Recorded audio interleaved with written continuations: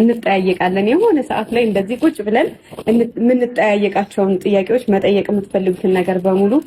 ጻፉልን ችግር የለውም እንደዛ እያላችሁ ነበር እኛም መጠየቅ የምንፈልገው ነገር አለና ለኛም እድል ስጡን እያላችሁ ነበር ግን የማይሆን ጥያቄ እንዳታመጡ እንደ ካሜራማናችን የማይሆን ጥያቄ እንዳይሆን